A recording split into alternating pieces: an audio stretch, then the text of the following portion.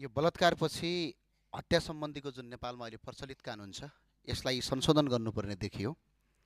अब यहाँ हामीले सरकारलाई चाहिँ हामी अपिल गर्न चाहन्छौँ, यसको ड्राफ्ट बनाएर ल्याउनुहोस्। हामी सत्ता पक्ष प्रतिपक्ष नभनिकन यसलाई संशोधन गरौँ र हामी यो संसदबाट पास गर्छौँ। म यही अपिल गर्न चाहन्छु।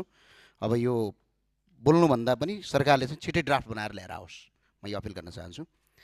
र अब म विषयवस्तुमा गएँ। सम्माननीय सभामुख महोदय, जुम्लाको स्याउ हिमाली जिल्लाबाट अहिले स्याउ आइसकेको छ, बजारमा छ।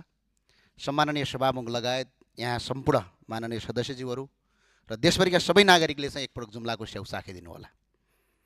र अहिले यो स्याउ आउँदा एउटा समस्या पैदा भएको छ। के भएको छ भने अहिले विदेशबाट पनि स्याउ आयात भइराखेको छ। त्यसले गर्दा नेपाली स्याउले बजार पाउन सकेका छैन। अघिल्लो आर्थिक वर्षमा मात्रै 10 अर्ब 55 करोड 75 लाख 81-82मा स्याउ आयो र अघिल्लो वर्षको यो साउन महिनामा 1 अर्ब 5 करोड 44 लाखको विदेशबाट स्याउ आयो। तर नेपाली स्याउले बजार पाएन।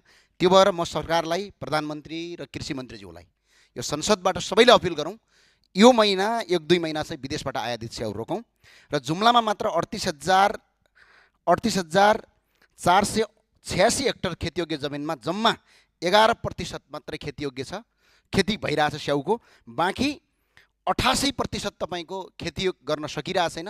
त्यति मात्रै हामीले खेती गऱ्यौँ भने नेपालको 9 अरब रुपियाँ चाहिँ नेपाललाई हामी उपलब्ध गराउन सक्छौँ। त्यही भएर राज्यसँग अपिल गर्न चाहन्छु, राज्यले 1 अर्ब लगानी गरोस्। हामी जुम्लाका जनता र जुम्लाका किसानले राज्यलाई 9 अर्ब रुपियाँ दिन सक्छौँ। हामीले त्यो चाहिँ तत्काल अहिले बन्द गरियोस्। विदेशबाट आयातित स्याउहरू बन्द गर्न अपिल गर्न चाहन्छौँ। र साथसाथै के गर्न चाहन्छु भने कृषि अनुदान ठुलाबडाका हातमा गएको छ, यसलाई संशोधन गर्ने भनेको छु। छिटै किसानका हातमा जाने काम गरियोस्। म यही अपिल गर्नु। हस्, धन्यवाद। जय राष्ट्र, जय नेपाल।